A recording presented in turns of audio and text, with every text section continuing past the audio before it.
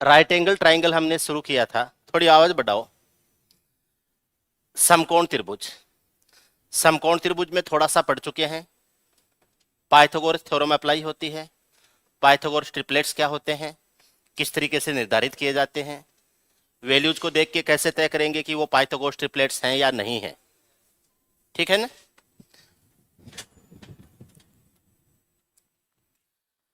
आपको मैं कुछ वैल्यू देता हूं, देखना।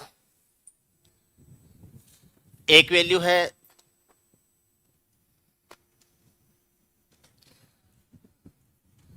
76 सेंटीमीटर, एक है 98 सेंटीमीटर और एक है 104 सेंटीमीटर। क्या ये समकोण त्रिभुज बनाएंगे? आराम से बनेगा, किसी के बाप से नहीं रुकेगा ये तो। क्या ये समकोण त्रिभुज बनाएंगे? 76 सेंटीमीटर, 98 सेंटीमीटर और 104 सेंटीमीटर है। क्या ये समकोण त्रिभुज बनाएंगे? अब इसका जवाब क्या है, देखो मैं बताऊं आपको, एकदम इजी तरीके से ले आप इन। आप सबसे बड़ी भुजा के स्क्वायर में से किसी भी एक छोटी भुजा का स्क्वायर माइनस कर दो। अब आप क्या करोगे, 104 के स्क्वायर में से 98 का स्क्वायर माइनस करोगे आप, और ये है, ये 76 के स्क्वायर के बराबर होना चाहिए। यही तो होता है। अब इनके स्क्वायर करना मुश्किल होता है, इसलिए एक बार जोड़ के लिख दो और एक बार घटा के लिख दो। जोड़ के लिखोगे तो 202 हो जाएगा, और घटा के लिखोगे तो कितना हो जाएगा, 4 और 2 6 हो जाएगा, और बराबर 76 का स्क्वायर हो जाएगा। 101 का डबल है, 101 गुणा 2 गुणा 6 आ जाएगा ये। इधर देखेंगे तो 19 का चौगुना क्षेत्र होता है, तो 19 गुणा 19 गुणा 4 गुणा 4 आ जाएगा। क्या फैक्टर्स मैच कर रहे हैं? नहीं कर रहे हैं, समकोण त्रिभुज नहीं बनेगा। सीधी सी बात है, यहां पर समकोण त्रिभुज नहीं बनेगा, किसी भी कंडीशन में समकोण त्रिभुज नहीं बनेगा। ध्यान रखना है। इस आधार पर आप तय कर सकते हैं कि ये पाइथागोरस ट्रिपलेट्स हैं या नहीं है। क्लियर है? चलो आप मुझे ये बताइए, 16x² प्लस 1 है, 16x² माइनस 1 है, और 8x है। ये किसी त्रिभुज की तीन भुजाएं हैं। 16x² प्लस 1 एक भुजा है, 16x² माइनस 1 दूसरी भुजा है, और तीसरी भुजा है 8x। अगर इनको यूज करते हुए कोई ट्राइंगल बनाते हैं तो उसका सबसे बड़ा कोण कितना होगा?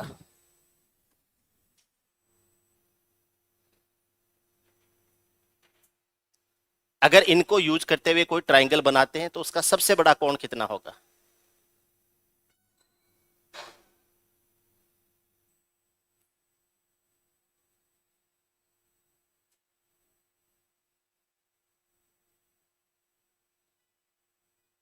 कितना होगा?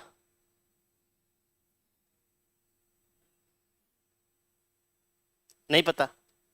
समकोण त्रिभुज है। 4x का स्क्वायर माइनस 1 है, 4x का स्क्वायर प्लस 1 है, और 4x गुणा 2 है। समकोण त्रिभुज बनेगा इनसे। सबसे बड़ा कोण 90 डिग्री हो जाएगा। सबसे बड़ा कोण होगा 90 डिग्री। ठीक है। किसी त्रिभुज की एक भुजा है a² प्लस b², दूसरी भुजा है a² माइनस b²। ठीक है। और तीसरी भुजा है 4ab।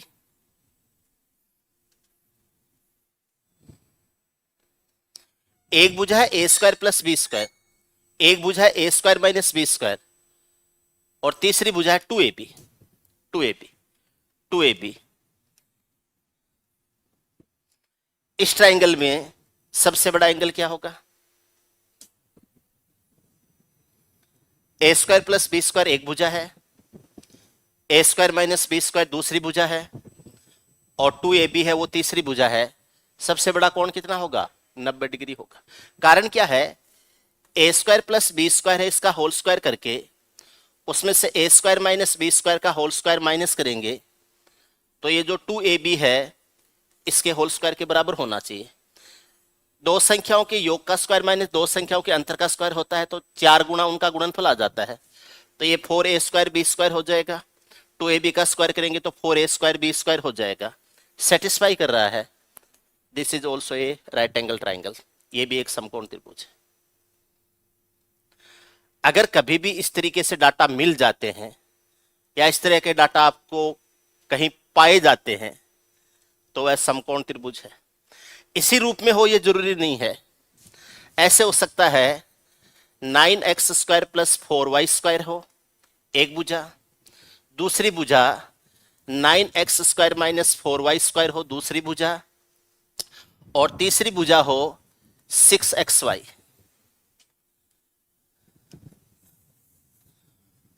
बारह एक्स वाई, तीसरी भुजा हो 12xy।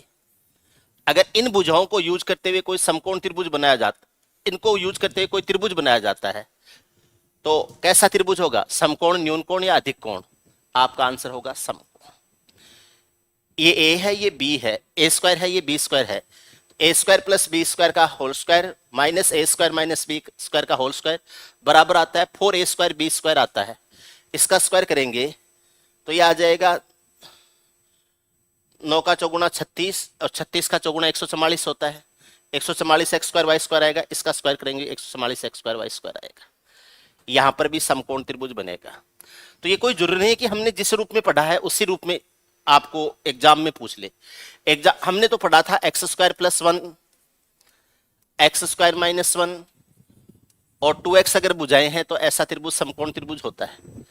अब वो इस रूप में नहीं दे के इस रूप में भी तो दे सकता है, तो भी आपको इन चीजों को अप्लाई करना है, समकोण त्रिभुज ही बनेगा।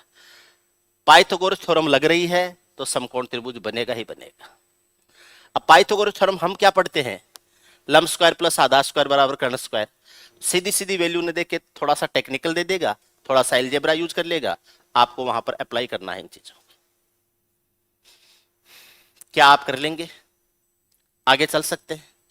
ठीक, देखो मेरी कोशिश रहेगी कि जो भी सिद्धांत या जो भी कंसेप्ट हम यहां पर डिस्कस कर रहे हैं उन पर अगर एग्जाम में सवाल आता है तो वो आपसे होना चाहिए।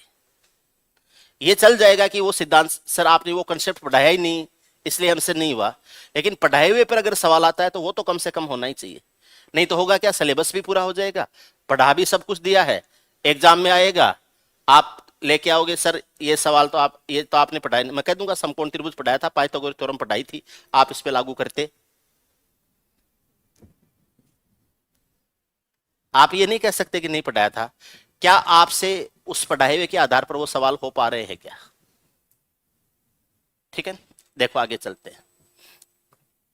समकोण त्रिभुज में हमने कल एक बात और सीखी थी, ये कोण 90 डिग्री है, एंगल ए है, एंगल बी है, एंगल सी है। एसी भुजा का शीर्षलंब ए बी हो जाएगा और ए बी भुजा का शीर्षलंब ए सी हो जाएगा। बड़ी भुजा का शीर्षलंब छोटा और छोटी भुजा का शीर्षलंब बड़ा होता है। सबसे बड़ी भुजा सबसे बड़े कोण के सामने की भुजा होगी तो 90 डिग्री के सामने की भुजा सबसे बड़ी भुजा होगी, तो इसका जो शीर्षलंब है वो सबसे छोटा होगा। ये कोण कितना हो जाएगा? 90 डिग्री का हो जाएगा। अब अगर मैं ये कहूं कि मुझे इस त्रिभुज का, इस पॉइंट को डी मान लेते हैं, मुझे इस त्रिभुज का क्षेत्रफल ज्ञात करना है, कैसे ज्ञात करूंगा? 1/2 गुणा ए बी गुणा ए सी कर दूंगा, ये इस त्रिभुज का क्षेत्रफल आ जाएगा। ए बी भुजा को आधार मानता हूं तो ए सी ऊंचाई हो जाएगा, ए सी भुजा को आधार मानता हूं तो ए बी ऊंचाई हो जाएगा। तो 1/2 गुणा आधार गुणा ऊंचाई, ये इस त्रिभुज का क्षेत्रफल हो गया। अगर मैं बीसी भुजा को आधार मानता हूं तो ए डी ऊंचाई हो जाएगा। ऐसे भी कह सकता हूं 1/2 गुणा बीसी गुणा ए डी, ये इसका क्षेत्रफल हो जाएगा। 1/2 से 1/2 को काट दूं तो अगर मुझे ए डी की लंबाई ज्ञात करनी है तो ए बी गुणा ए सी अपॉन हो जाएगा बी सी। ए डी की लंबाई ज्ञात करनी है तो ए बी गुणा A C upon B C हो जाएगा। इसको बोलते हैं एल्टीट्यूड एट हाइपोटेन्यूस या कर्ण पर शीर्ष लंब, या इसको बोलते हैं कर्ण पर तुंगता, कर्ण पर तुंगता बोलते हैं इसको, हिंदी में इसको तुंगता भी बोलते हैं। तो कर्ण पर जो शीर्षलंब होता है उसका सबसे छोटा शीर्षलंब होता है, उसकी लंबाई ज्ञात करनी है, इसकी लंबाई ज्ञात करनी है, तो एल्टीट्यूड है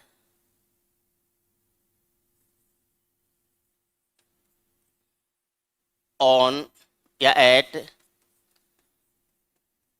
हाइपोटेन्यूस ज्ञात करते हैं, ये हो जाता है perpendicular into base upon hypotenuse, लंब गुणा आधार बट्टे हो जाएगा कर्ण, लंब गुणा आधार बट्टे कर्ण हो जाएगा, ये कर्ण के ऊपर शीर्षलंब हो जाएगा। एक आपने पाइथागोरस थ्योरम पढ़ ली थी, ये कंसेप्ट नंबर 2 है समकोण त्रिभुज के लिए। समकोण त्रिभुज के लिए कंसेप्ट नंबर 1 क्या था?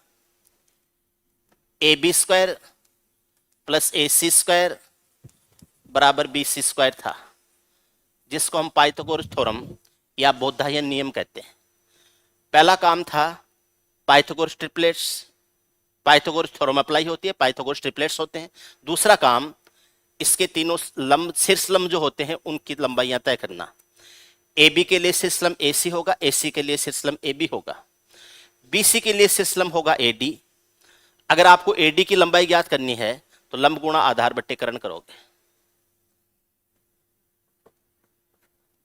कर लेंगे क्या? पक्की बात है? चलो फिर आगे चलते हैं, आपसे पूछ के आगे चलूंगा। कंसेप्ट नंबर 3 देखिए आप, ये समकोण त्रिभुज है। अगर कल किसी ने क्लास मिस भी कर दी है तो ज्यादा नुकसान नहीं होगा, बस ये बात अलग है कि कल जो मैंने डिटेल में पढ़ाया था उसको मैं संक्षेप में पढ़ा रहा हूं, समरी टाइप में। ये कोण 90 डिग्री है। AB और AC इसके समकोण बनाने वाली भुजाएं हैं। AC इसकी सबसे बड़ी भुजा है जिसको हम कर्ण या हाइपोटेनस बोलते हैं।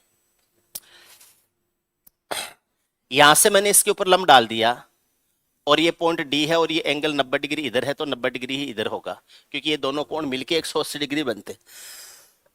तो एक 90 डिग्री हो गया तो दूसरा भी 90 डिग्री हो गया। पहले ट्राइंगल ABC को देखो, ये कोण 90 डिग्री है। अगर इस कोण को थीटा मानता हूं तो ये कोण 90 डिग्री माइनस थीटा हो जाएगा। आप मुझे बताइए, त्रिभुज में एक कोण 90 डिग्री हो गया तो त्रिभुज के तीनों कोणों का योग 180 होता है, तो बाकी दो का योग मिलके 90 डिग्री होगा। यानी एंगल B और एंगल C का योग 90 डिग्री होगा, तो angle B plus angle C बराबर 90 डिग्री हो जाएगा। Angle B plus angle C बराबर 90 डिग्री हो जाएगा। तो अगर मुझे ये देखना है कि एंगल C को अगर मैं थीटा बोल दूं तो एंगल B है वो क्या हो जाएगा? 90 डिग्री माइनस से थीटा हो जाएगा।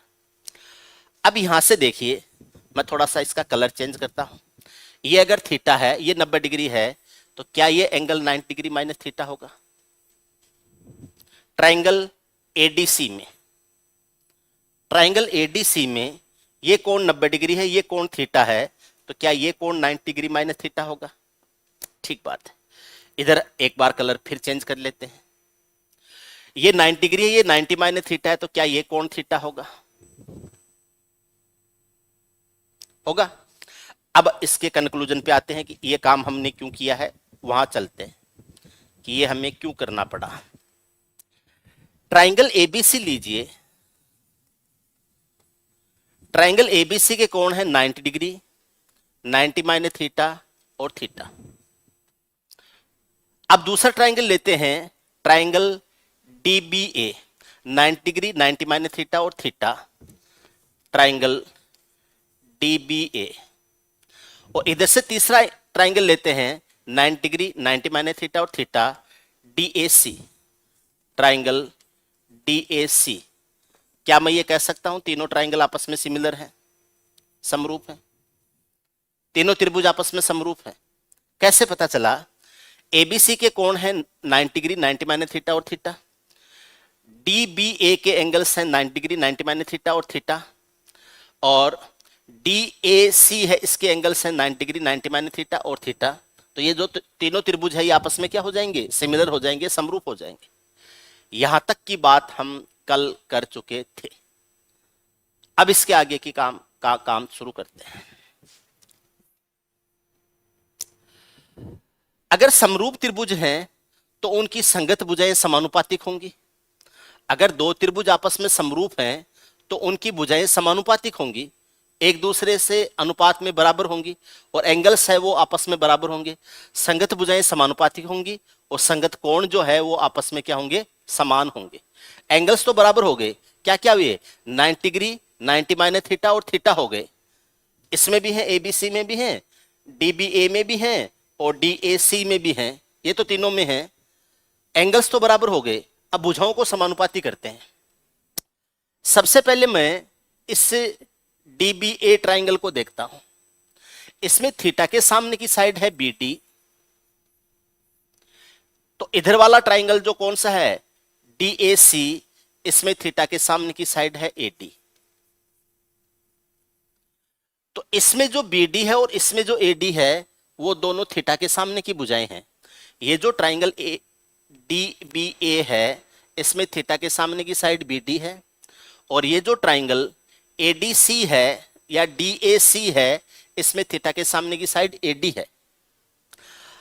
इसमें 90 माइनस थीटा के सामने की साइड है एडी और इसमें 90 माइनस थीटा के सामने की साइड है सीडी। एक जैसे अनुपात में आ गए, क्रॉस मल्टीप्लाई कर दो, एडी का एडी से गुणा एडी स्क्वायर हो जाएगा, एडी स्क्वायर बराबर बीडी गुणा डीसी हो जाएगा, बीडी गुणा डीसी या बीडी गुणा सीडी। एडी स्क्वायर बराबर बीडी गुणा डीसी हो जाएगा, एडी बराबर हो जाएगा बीडी गुणा डीसी और इसका हो जाएगा रूट। एडी बराबर बीडी गुणा डीसी का रूट हो जाएगा। ये जो बीडी और डीसी लंबाइयां हैं इनके गुणनफल है वो एडी के स्क्वायर के बराबर होता है। बीडी और डीसी का जो गुणनफल आ रहा है वो एडी के स्क्वायर के बराबर होता है। तो बीडी और डीसी आपको दे रखे हैं तो इनका गुणा करके रूट कर दीजिए, वो एडी के बराबर होगा। तो एडी की लंबाई है वो बीडी और डीसी के गुणनफल के बराबर होती है। ये दो बातें यहां हो गई थी। सिमिलरिटी के आधार पर तीसरी बात ये ध्यान रखनी है आपको,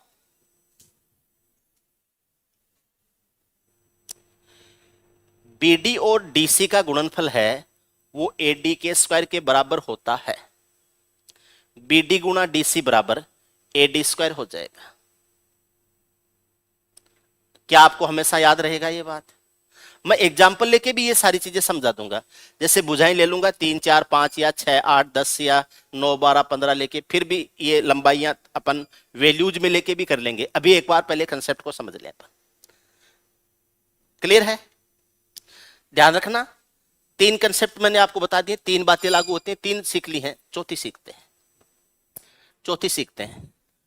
ट्राइंगल में वापस बना लेता हूं,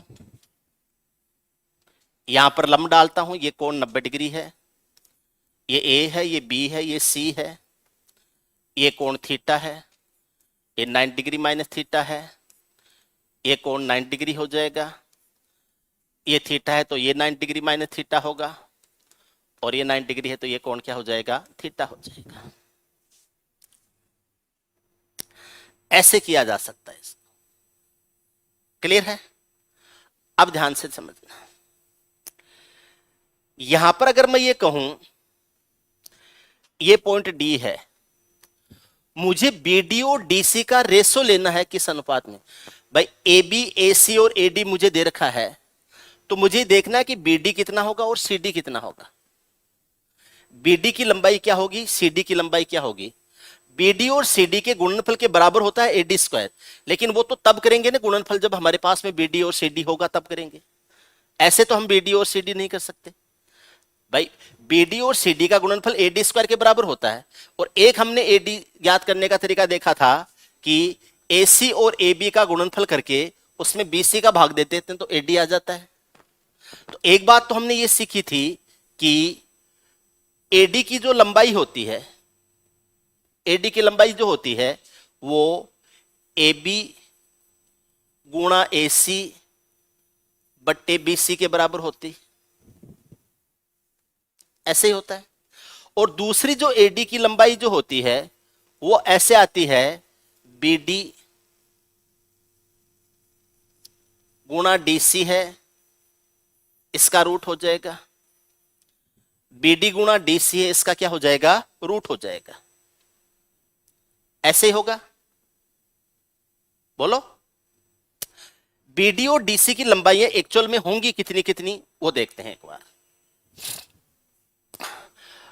बड़ा ट्राइंगल जो ABC है उसमें 90 डिग्री के उसमें 90 डिग्री के सामने की साइड है AB, सॉरी छोटा ट्राइंगल जो DBA है उसमें 90 डिग्री के सामने की साइड है AB।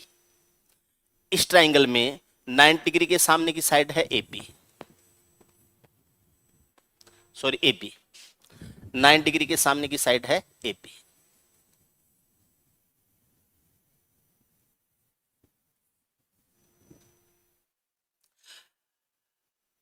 बड़े ट्राइंगल में 90 डिग्री के सामने की साइड है BC। ये जो छोटा ट्राइंगल था इसमें 90 डिग्री के सामने की साइड AB थी, बड़े ट्राइंगल में 90 डिग्री के सामने की साइड क्या है, BC है। तो समरूप त्रिभुजों में एक जैसा अनुपात आ गया, ठीक है। यहां वाला ये जो ट्राइंगल है, ये वाला ट्राइंगल, इसमें 90 डिग्री के सामने की साइड है AC, 90 डिग्री के सामने की साइड है AC, और बड़े ट्राइंगल में 90 डिग्री के सामने की साइड क्या है, BC। इससे तो कंक्लूजन नहीं आएगा, इससे तो कंक्लूजन नहीं आएगा। AD और BD का रेशो लेना है हमें, इसमें थीटा के सामने की साइड है AD, इस ट्राइंगल में थीटा के सामने की साइड है AD, और इस ट्राइंगल में थीटा के सामने की साइड हो जाए, सॉरी BD है, इसमें थीटा के सामने की साइड है BD, और इस ट्राइंगल में थीटा के सामने की साइड क्या है, AD। या इसी को यूज कर सकते हैं हम, AD स्क्वायर यहां से कर सकते हैं, AD स्क्वायर यहां से भी कर सकते हैं। यहां से अगर मैं AD स्क्वायर करूं तो यह आ जाएगा AB स्क्वायर इंटू आ जाएगा AC स्क्वायर बट्टे हो जाएगा BC स्क्वायर, और यहां से AD स्क्वायर करूंगा तो BD स्क्वायर गुणा DC स्क्वायर हो जाएगा, बराबर हो जाएगा BD गुणा DC। AD स्क्वायर करूंगा तो इसका स्क्वायर रूट हट जाएगा, BD गुणा क्या हो जाएगा, DC हो जाएगा। AB स्क्वायर गुणा AC स्क्वायर है बट्टे BC स्क्वायर है, बराबर BD गुणा DC हो जाएगा। चलो एक काम करते हैं, मैं इसको ऊपर भेज देता हूं, इनका व्युत्क्रम कर देते हैं, तो यह आ जाएगा BC स्क्वायर बट्टे हो जाएगा AB स्क्वायर गुणा हो जाएगा AC स्क्वायर, बराबर आ जाएगा 1/BD इंटू DC आ जाएगा। BD इंटू DC है तो 1/BD इंटू DC आ जाएगा, ठीक है। अब ध्यान से समझना, ये जो BC स्क्वायर है ये AB square plus AC square होता है, इसको आप लिख सकते हैं AB square plus AC square बट्टे AB स्क्वायर गुणा AC स्क्वायर हो जाएगा, और बराबर हो जाएगा 1/BD गुणा हो जाएगा DC, 1/BD गुणा DC हो जाएगा, ठीक है। चलो इससे अपन और निष्कर्ष निकलता है वो पहले निकाल लेते हैं। अब AB स्क्वायर के बट्टे में AB स्क्वायर गुणा AC स्क्वायर करोगे तो AB स्क्वायर से AB स्क्वायर कट जाएगा तो 1/AC स्क्वायर आ जाएगा, तो ये आ जाएगा 1/AC स्क्वायर आ जाएगा। AC स्क्वायर के बट्टे में AB स्क्वायर गुणा AC स्क्वायर करोगे तो AC स्क्वायर से AC स्क्वायर कट जाएगा, 1/AB स्क्वायर आ जाएगा, 1/AB स्क्वायर आ जाएगा। और इधर BD गुणा DC जो है वो AD स्क्वायर के बराबर होता है, बी डी गुणा डी सी है वो ए डी स्क्वायर के बराबर होता है, तो ये 1/AD स्क्वायर आ जाएगा। ऐसे ले लो एक बार, 1/AD स्क्वायर आ जाएगा। 1/AC square plus 1/AB square है, ये 1/AD स्क्वायर के बराबर हो जाएगा। अब यहां पर AC, AB और AD क्या क्या है? ये जो ट्राइंगल जो है इसके 3 शीर्षलंब है। AC भुजा का शीर्षलंब तो है AB, AB भुजा का शीर्षलंब है AC और BC भुजा का शीर्षलंब है AD। BC भुजा है उसका शीर्षलंब क्या है? AD। तो सबसे बड़ी भुजा का शीर्षलंब सबसे छोटा होता है, तो सबसे छोटे शीर्षलंब के स्क्वायर का व्युत्क्रम बाकी 2 शीर्षलंब जो हैं उनके स्क्वायर के व्युत्क्रमों के योगफल के बराबर होता है। समझ रहे हैं आप? ये जो AD स्क्वायर है इसका जो व्युत्क्रम बनेगा जो कि 1/AD स्क्वायर बनेगा, AD स्क्वायर का व्युत्क्रम 1/AD स्क्वायर बनेगा। ये AB स्क्वायर का व्युत्क्रम 1/AB स्क्वायर और AC स्क्वायर का व्युत्क्रम 1/AC स्क्वायर है, इसके बराबर होगा। ध्यान रखना, AD जो सबसे छोटा शीर्षलंब जो होता है उसके स्क्वायर का व्युत्क्रम या उसके व्युत्क्रम का स्क्वायर 1/AD स्क्वायर, ये बराबर हो जाएगा बाकी जो 2 शीर्षलंब हैं उनके स्क्वायर के व्युत्क्रमों के योगफल के बराबर हो जाएगा, या व्युत्क्रमों के उनके बाकी जो 2 शीर्षलंब हैं उनके स्क्वायर के व्युत्क्रमों के बराबर हो जाएगा या व्युत्क्रमों के स्क्वायर के योगफल के बराबर हो जाएगा। रेसिप्रोकल करके उसके स्क्वायर करना है और उनके योग के बराबर हो जाएगा। 1/AD स्क्वायर बराबर 1/AB स्क्वायर प्लस 1/ क्या हो जाएगा? AC स्क्वायर हो जाएगा।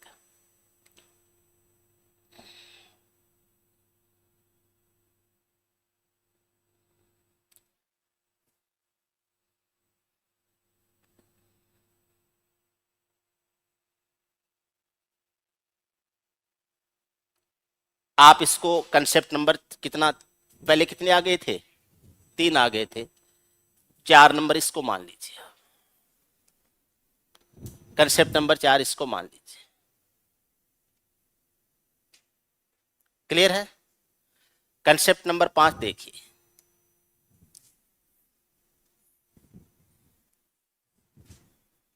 पांच नंबर, ये 90 डिग्री का एंगल है, ये A है, ये B है, ये C है, ये कोण 90 डिग्री है, ये पॉइंट D है। पाइथागोरस थ्योरम कहती है कि AB square plus AC square बराबर BC स्क्वायर हो जाएगा और BD और CD की जो गुणनफल है वो AD स्क्वायर के बराबर हो जाएगा। BD और CD का जो गुणनफल है वो किसके बराबर हो जाएगा? AD स्क्वायर के बराबर हो जाएगा। मैं ये कह सकता हूं कि AB square plus AC square बराबर BD प्लस DC के स्क्वायर के बराबर हो जाएगा। AB square plus AC square बराबर BD प्लस DC के स्क्वायर के बराबर हो जाएगा। BD प्लस DC क्या है? BC है पूरा। BD प्लस DC है वो क्या हो जाएगा? पूरा BC हो जाएगा। तो AB square plus AC square बराबर BC स्क्वायर होता है। तो मैं ऐसे भी कह सकता हूं AB square plus AC square बराबर BD प्लस DC है, इसका स्क्वायर हो जाएगा। क्लियर है? ठीक है। ऐसे भी कहा जा सकता है कि AB square plus AC square बराबर हो जाएगा BD square plus DC square plus हो जाएगा 2BDDC हो जाएगा, 2BDDC हो जाएगा। और BD गुणा DC है, BD गुणा DC है, ये AD स्क्वायर के बराबर होता है। BD गुणा DC है वो AD स्क्वायर के बराबर होता है। तो आप ऐसे कह सकते हैं कि AB square plus AC square है, ये हो जाएगा BD square plus DC square plus हो जाएगा 2AD square. AB square plus AC square है, इन दोनों का जो स्क्वायर होता है वो इसके स्क्वायर और इसके स्क्वायर के डबल के बराबर होता है। B D square plus D C square plus 2 AD square के बराबर होता है। अब यहां पर क्या चीजें आ रही हैं, जैसे मैं यहां पर लंब डालता हूं, तो एक लंबाई बी डी है, एक लंबाई डी सी है, और एक लंबाई क्या है, ए डी है। बी डी है, डी सी है, ए डी है, ठीक है। अब ये आ रहा है कि A B square plus A C square है, ये B D square plus D C square plus 2 AD square के बराबर आ जाएगा। इसका स्क्वायर प्लस इसका स्क्वायर प्लस इसके स्क्वायर के डबल के बराबर हो जाएगा।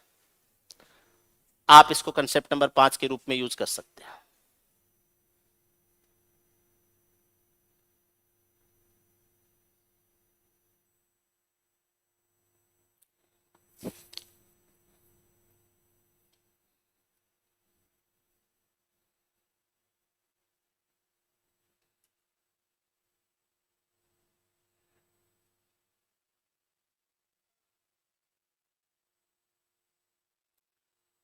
6 नंबर कंसेप्ट देखिए, ये समकोण त्रिभुज है, ये ए है, ये बी है, ये सी है, यहां से यहां लंब 90 डिग्री का है, और ये पॉइंट डी है।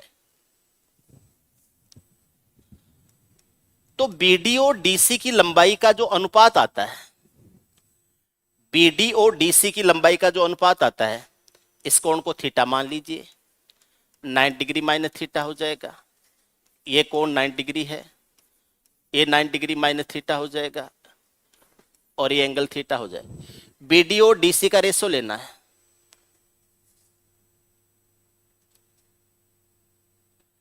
बीडी और डीसी का रेशो लेना है। बीडी ऊपर वाला भाग है, तो इधर वाली भुजा क्या है, ए बी, तो ये हो जाएगा ए बी स्क्वायर। और डीसी नीचे वाला भाग है, तो इधर वाली भुजा कौन सी है, ए सी, तो ये हो जाएगा ए सी स्क्वायर हो जाएगा। B D upon D C है, वो A B square upon A C square के बराबर हो जाएगा। B D upon D C है, वो A B square upon A C square के अनुपात में होगा, B D upon D C. ऐसा क्यों होता है, रीजन क्या है, कैसे अपन तय कर सकते हैं कि बी डी और डी सी का जो रेशो है वो ए बी स्क्वायर और ए सी स्क्वायर के अनुपात में ही होगा। देखो, यहां पर थीटा के सामने की साइड है बी डी, तो ये थीटा के सामने की साइड बी डी है, और इसमें थीटा के सामने की साइड क्या है, ए डी, या इसमें थीटा के सामने की साइड क्या है, बी डी। तो बड़े ट्राइंगल में थीटा के सामने की साइड क्या हो जाएगी, बड़े ट्राइंगल में थीटा के सामने की साइड क्या हो जाएगी, ए डी।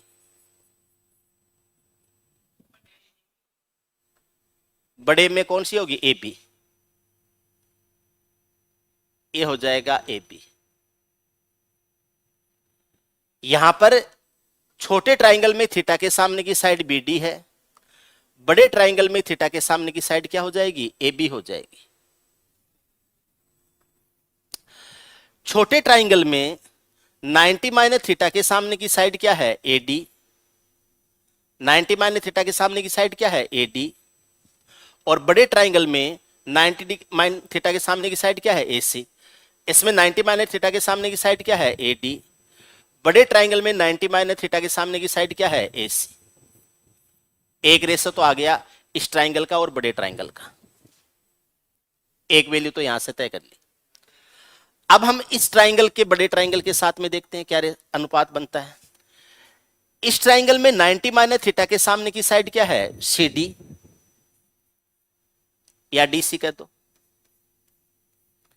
और बड़े ट्राइंगल में 90 माइनस थीटा के सामने की साइड क्या है, ए सी।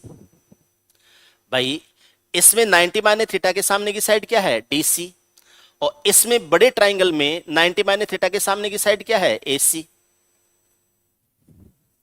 ओके, अब यहां से देखो, छोटे ट्राइंगल में थीटा के सामने की साइड क्या है, ए डी, थीटा के सामने की साइड क्या है, ए डी। और ये जो बड़ा ट्राइंगल है उसमें थीटा के सामने की साइड क्या है, ए बी, ये क्या हो जाएगा, ए बी हो जाएगा, ए बी हो जाएगा। अब ये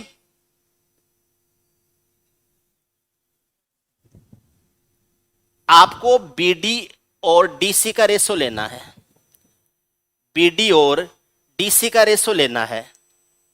बीडी यहां है, डीसी यहां है। आप ये कह सकते हो कि बीडी बराबर हो जाएगा ए बी गुणा ए डी बट्टे ए सी हो जाएगा। ये तो आ जाएगा बीडी। और यहां से अगर हम डीसी लेंगे, यहां से हम डीसी लेंगे तो ये आ जाएगा ए सी गुणा ए डी बट्टे हो जाएगा क्या, ए बी, बट्टे हो जाएगा ए बी। बीडी को डीसी से डिवाइड कर देते हैं, बीडी बट्टे डीसी करते हैं, तो यह आ जाएगा बीडी बट्टे डीसी बराबर, बीडी की लंबाई है ए बी गुणा ए डी बट्टे ए सी, और यहां से डीसी की लंबाई हो जाएगी ए सी गुणा ए डी बट्टे हो जाएगा क्या, ए बी, ए बी। अगर आप ध्यान दोगे तो एडी से एडी कट जाएगा, ए बी ऊपर जाके ए बी स्क्वायर बनेगा, ए सी से गुणा होकर ए सी स्क्वायर बन जाएगा। ए बी से गुणा होगा तो ये ए बी स्क्वायर हो जाएगा, और ए सी से गुणा होगा तो ये ए सी स्क्वायर हो जाएगा। A B square upon A C square है, ये बी डी और डी सी की लंबाइयों का अनुपात आ जाएगा।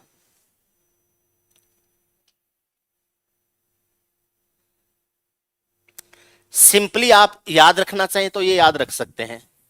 And this is concept number 6। ये है कंसेप्ट नंबर 6। बीडी और डीसी का जो रेशो है वो ए बी स्क्वायर और ए सी स्क्वायर के समानुपाती होता है। बीडी और डीसी का रेशो है वो ए बी स्क्वायर और ए सी स्क्वायर के समानुपाती होता है।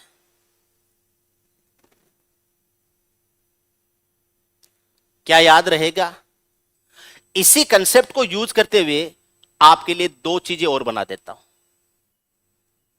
इसी कंसेप्ट को यूज करते हुए आपके लिए दो चीजें और बना देता हूं। आप अगर उनको डायरेक्ट यूज करना चाहें तो कर लेना। ये ट्राइंगल है, वही एबीसी है ट्राइंगल। पॉइंट ए है, पॉइंट बी है, पॉइंट सी है, कोण 90 डिग्री है। ये कोण थीटा है, कोण 90 डिग्री माइनस थीटा है। यहां से यहां लंब डालते हैं, ये कोण 90 डिग्री आएगा, इधर कोण 90 डिग्री हो जाएगा, ये पॉइंट डी हो जाएगा, थीटा है 90 डिग्री है।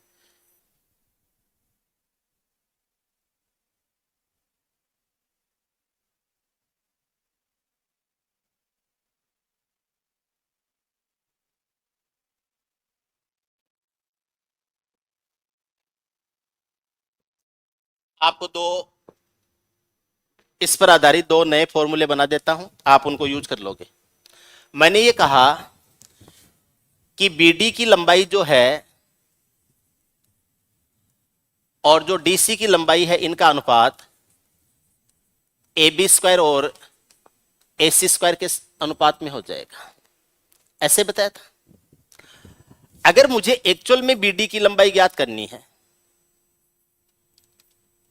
एक्चुअल में बीडी की लंबाई ज्ञात करनी है, तो मैं बीसी को डिवाइड करूंगा।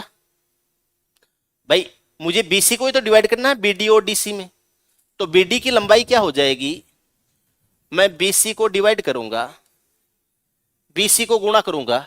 मुझे कौन सा अनुपात लेना है, ए बी स्क्वायर, तो ये ए बी स्क्वायर तो ऊपर आ जाएगा क्योंकि ऊपर वाला भाग ए बी स्क्वायर, और नीचे क्या हो जाएगा, A B square plus A C square हो जाएगा। अनुपातों का योग नीचे हो जाएगा। A B square plus A C square क्या होता है, बी सी स्क्वायर होता है। तो मैं ये कह सकता हूं कि बी सी गुणा ए बी स्क्वायर बट्टे हो जाएगा बी सी स्क्वायर हो जाएगा। बी सी से B C square B C बार कटेगा, तो मैं ये कह सकता हूं कि बी डी की लंबाई हो जाएगी A B square upon B C हो जाएगी। बी डी की लंबाई आ जाएगी A B square upon B C. ये सब रूल कर लो, 6 का 1 और 6 का 2 और बना देता हूं। रूल आपको कंसेप्ट नंबर 6 था ना, 6 का 2 और बना देता हूं। 6 का 2 ये बन जाएगा कि मुझे डीसी की लंबाई ज्ञात करनी है, तो मैं बीसी को डिवाइड करूंगा किसमें, ए बी स्क्वायर और ए सी स्क्वायर में। तो जो बीसी है इसको डिवाइड करूंगा तो मुझे आगे वाला लंबाई लेना है, तो ए सी स्क्वायर ऊपर रहेगा और नीचे अनुपातों का योग A B square plus A C square रहेगा। A B square plus A C square क्या होता है, बी सी स्क्वायर होता है। तो यह आ जाएगा बी सी गुणा A C square upon B C square हो जाएगा। बी सी से B C square B C बार कट जाएगा और यह आ जाएगा ए सी स्क्वायर अपॉन क्या हो जाएगा, बी सी हो जाएगा।